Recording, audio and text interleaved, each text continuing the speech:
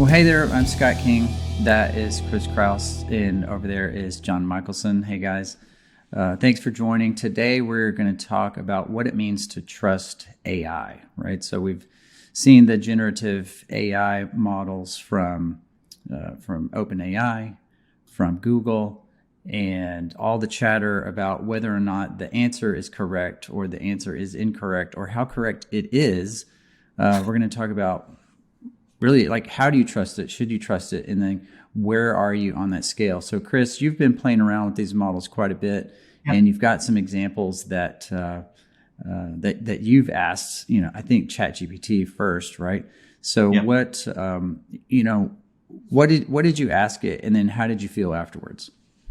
So it's like I'm going to skip over the whole thing that we got the exoplanet picture wrong because that's just a one-off and not very realistic. But in reality, I actually had this actually came up with one of my neighbors. So she's very tech savvy, and even though she's in her 70s, and she's like, I saw on the news there was a actual recall of the contact solution that I use, and she's really worried because I was like, she's like, all the brands are being recalled. I'm like, I haven't heard of this.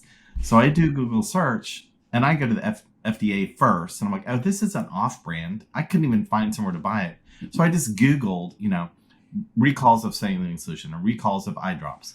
Well, I found a whole bunch, but they were from 2015 and 2017. So if you Google, you're going to get the context of like a date and a timestamp. And she Googled and just read the headlines and was like, they're all under recall. Well, when you ask, say, ChatGPT or generative AI the same thing, it's not, you don't give it a time horizon. It's going to do the same thing. Like, what are all the top hits that we found? So you're going to see every company in the last 10 years had some recall. So of course someone's going to say it's all wrong, but in reality, you need to give it some context. If you said, were there any recalls in the last 90 days?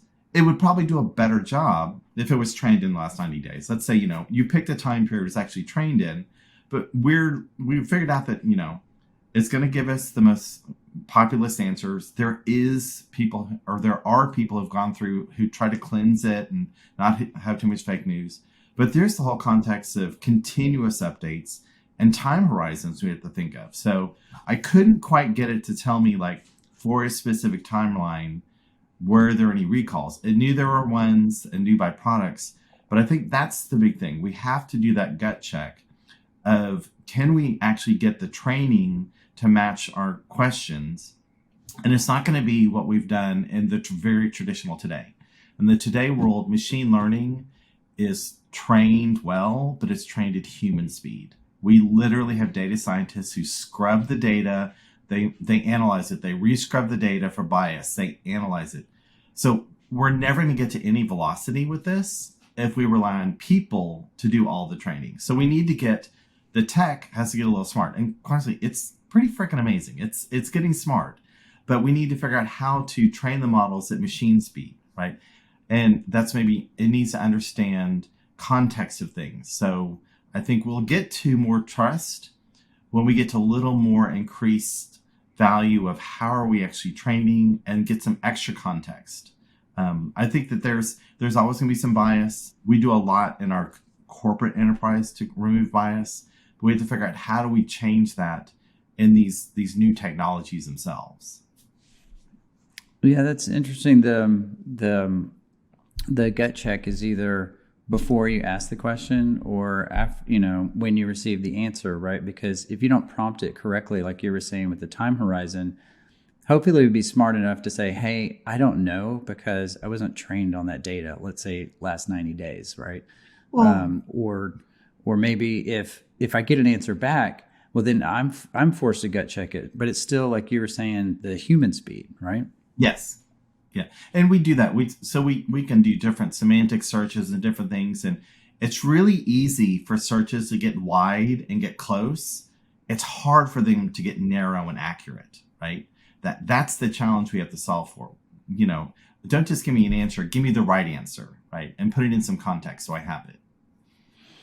I'd like to highlight something, Chris. You said that the whole thing about trust is about context, and it is not about fact checkers who are going to vet every answer to generative AI before you see it, because that's a entirely absurd, couldn't be possible. But the learning that we already have had, as your example pointed out, is when Google results show up, like a Bing result or somebody else, it's date and time stamped, and the source is identified. Mhm. We're losing that when we get into content trained, that very same content trained into a model that is now answering for us. And somehow that needs to come back out. And I think that AI can actually be trained to understand that context is required for this answer, or what type of time horizon makes the answer accurate versus inaccurate, and all of this will be sorted out. It's a wonderful kind of academic, maybe, because none of us, at least none of us on this podcast, are trusting our putting our total faith in a ChatGPT answer any more than we would Bard or anybody else. There's more than a dozen generative AI startups that are doing a lot of amazing work. It's great, but where this ends up, a real fundamental problem is none of the folks on this podcast are thinking we're going to wait years to settle the score on how we're going to figure out trust. You guys are all starting projects right now and trying to figure out how to put this in front of your people. So you're going to put a spreadsheet in somehow, upload it into a ChatGPT prompt, and then someone's going to ask 3 weeks from now, who's at work tomorrow, and it is going to answer incorrectly because that spreadsheet is 3 weeks old. And if you're at the type of organizations we're typically used to working with, there's ins and outs, there's changes, right? So we are going to have to actually do a couple of things here. First, AI is going to have to learn what context makes the answer understandable, because it's not about whether it's accurate or not. We deal with a measure of inaccuracy every time we do a Google search, every time we go to Wikipedia, every time you ask an expert. What we've really done though is we've done a really good job of expecting the context to come with that answer, either implicit in who we asked or how we asked or the content itself. The second half is when we are especially in an enterprise context, when we are asking what were sales last month, that is an absolute must be answered by a system, not an interpretation of an AI model that's reading a bunch of content. That is going to be a wired up to a back-end system driving through an API, making a definitive. This is like I'm not going to ask ChatGPT how long does it take for me to get drive to Austin tomorrow morning. I'm going to ask a GPS system that's going to give me a real-time, at that very moment look and predictions based on typical behavior along the way, road conditions along the way, and real-time updates as I'm on the road. I am not about to ask a generative model that sort of thing. But if I did want a generative model to do it, I've got to put that model in such a condition where I can get it to invoke those real-time systems. I think that's the next step. If it isn't the next step, then we're going to have a mess. We're going to have an absolute mess. We're going to have a set of questions we can actually trust generative AI to answer, and a whole class of questions we better not ask because it thinks it knows the answer and it actually doesn't. Who's at work tomorrow? It's going to think it knows. It's got your team roster, right? Yeah. You actually need that to come from the scheduling system, right? Yeah. You're managing a shop floor. You're actually asking a question that has a very precise answer, not a, as you said, Chris, not a, it's good at getting wide and close. We don't want wide and close in this case. I got to know who's actually on the floor tomorrow. So we're going to have to get AI to collaborate with systems in such a way that it knows when it's got to invoke a real system, an actual back-end live system, as opposed to essentially extracted content from that is old the instant it lands on a disk. And of course, the very next step there is I've got an enterprise connected to this. I've just connected an enterprise system to a generative AI model so that now people can ask questions. There's a whole bunch of questions they are not allowed to see the answer.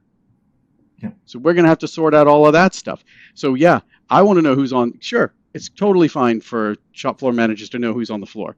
So what does that guy make? So Joe, he's on the. What does Joe?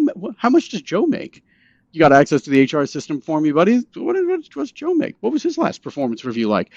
These are obviously inappropriate questions. So we've got to not. So the trust is about It's about a. What does it even mean to trust it? Because we have to trust it not to answer questions that it's not appropriate to answer. We can't just give it a boatload of content that was actually in public domain, which therefore makes it not its fault if it actually tells you. Right? It's not OpenAI's fault if public content actually comes up in an answer to you, but it is entirely your organization's burden not to answer a significant number of questions that your own people or customers may ask. So we've got to do something much more interesting. And I haven't even brought up the fact that that humans will have to be involved, not in vetting answers, but in actually constructing the answer. Is it feasible for me to take off tomorrow? Well, a generative AI model is going to say, of course, you just don't show up for work. Yeah. That was Well, tongue in I would cheek. think it might actually read the But that's HR manual and say, which will say ask your manager. So what yeah, you just did is invoked a workflow that's going to require the elegant orchestration of humans in addition to we've already established systems and the enterprise data policies of those systems in order to make all of this work. So man, I love the fact that we're all talking about projects in the enterprise. We're going to use ChatGPT, but we're literally like taking a whole box of Black Chat firecrackers, yeah. setting a fuse and tossing it in there and watching it all go. There are solutions to all of these problems. In fact, there's a great solution. We think we are one, but these must be thought through, right? Mm-hmm. Yeah, I do think that like there's certain things. If I ask it, it may tell me every employee gets 40 hours of vacation and 40 hours of sick leave, which would be accurate. But like you said, can I take off is actually implying that it understands the enterprise systems, that knows how much vacation I've taken. Should my manager then do I need a manager approval on that? So I think it's an interesting concept because I think our models will have kind of two facets. Some things are we're too lazy to read the policies and procedures and they're static and we trained them. And on the other side, they do have to operate. They have to interact with operational systems. Like they're gonna have to figure out how to look up real-time data. Exactly. The same way Waze does, right? Constantly updating. Yes, right? invoke systems and invoke people, because that policy, Chris. Everybody's policy is yes, you have, and of course the number of weeks varies by employee and type and how long you've been in the company and whether you just all of that stuff. All of that becomes those are all API calls. Even the everybody gets 40 hours a week is obviously not accurate in any interesting size company. But as soon as you ask a generative AI model, can I have off tomorrow? Its only answer that is accurate is I don't know, but it probably thinks it knows. Mm-hmm. Oh, yeah. I literally remember being at a large corporation and your salary band was in the inside of like when you're in Outlook and looked up an employee. They're an I, they're a J, they're a K. And the CEO was a Z. We're like, so what's the range for a Z? Of course, the first thing you'd answer. So if AI could answer that, there you go. would that be a problem? My first question to Bard. What is band Z? Yes, there you nailed it, Chris. Right. So we are on the cusp of what is a fantastic opportunity to drive enormous productivity and to give people access to capabilities and information. All of that's great, but trust is actually even is such a may not even be the right word for it, right? Because we've always been working under the assumption that we are getting mostly accurate but somewhat inaccurate information at times, and that we always have to vet and context all the stuff we've said. Where we are going now is we've got to set really clear guidance. Some things some things always have to go refresh a backend system to see. Some things not as often. Some things are actually people questions. Can I have off tomorrow must be a people question if I'm on a shop floor, if I'm a delivery driver or whatever, because someone's going to have to cover my shift, and that is not going to be just a systematic answer. It's going to be, let me go find someone who can cover your shift and get right back to you. That would be the best possible answer, right? It being compassionate. If I really do need off, let me send a message to as many people in your role who are already not on the schedule to see if one of them can cover your shift. And as soon as I get a confirmation on that, I'm going to inform a whole bunch of people who would obviously need to know this because they want to know who's going to actually pick up the goods and get deliveries going and get back to you, Mr. Employee who needs off, with that solution. That's a whole interesting outcome initiated from, of course, a natural conversational chat. By the way, that's it's obviously a great Krista use case, but generative AI being an entry point and an exit point and an even facilitates along the way point. When one of those employees gets that, hey, can you cover for John tomorrow? The immediate response is, what's the rest of my schedule this week? Right? You can't say does not compute. I needed a yes or a no, dude. Real humans respond to questions often with questions. We call these dynamic sidebars. Well, what's the rest of my schedule this week? And that again is here goes a real-time lookup. But with that context, I now can trust, I can say yes. And with that context, the guy who actually is needing off, let's say me, comes back with manager was informed, policy's fine, manager's informed, Chris is confirmed. I trust that it's actually fine. I've done my part, right? So I think we're in a fantastic opportunity to create this kind of solution for customers, but it is clearly a component, not the solution.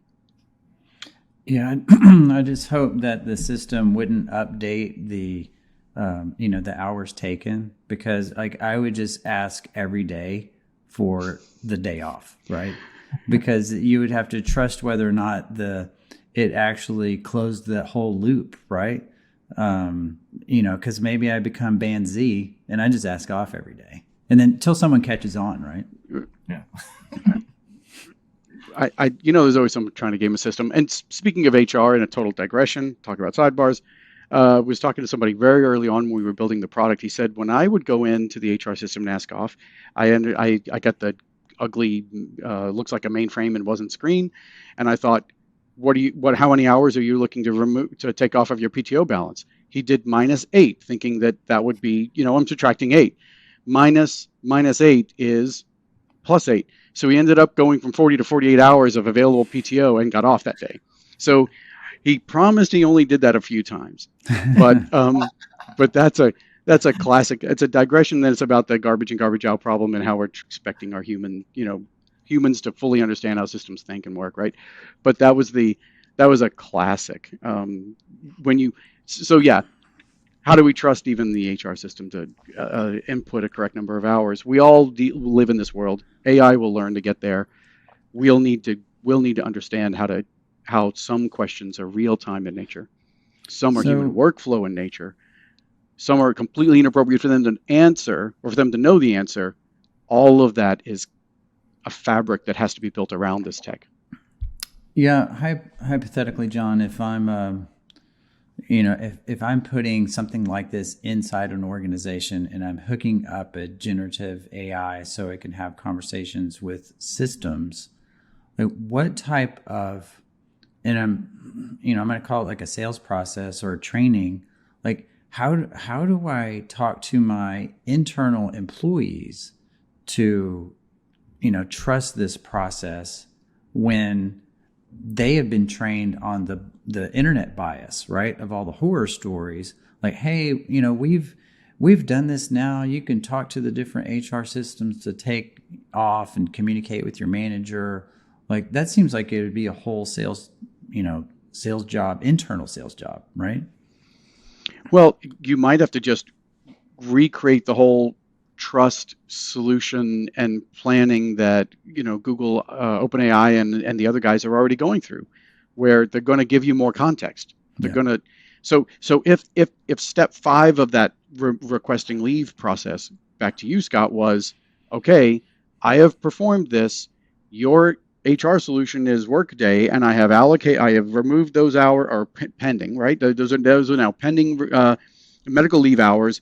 And your manager, whose name is John, has been informed, and blah, blah. As soon as you don't say just, sure, have a great time, as soon as your answer has enough context for you to really be like, it sounded like real stuff happened back there, because it actually knew where to go to, log the leave request. It actually knew the manager that it should be informed or asked, depending on the policy, whatever it is. And yeah, I think I can get there. That I think that just actually happened, right? You at least have the audit. Again, not currently in the online versions that we're seeing and playing with, But in the enterprise deployed version of a tech like this, you obviously also have the audit trail of, hey, I had a conversation with this thing, and it's all being stored somewhere. It's even in my chat history. So you don't give me this, allow me to ask that question, and then tell me that I can't trust its answer. So I would imagine this is the way you've got to go. And of course, there'll be an evolutionary, or maybe a certain wave of, it'll swell. It'll start like, it probably start with fury of activity of dudes like Scott trying to take off every day and seeing what happens. But after that little discovery thing, how well were the guardrails put up, there's probably a pretty good ramp of utilization where it's like, wait, well, why don't I want to try it this way? Why wouldn't I?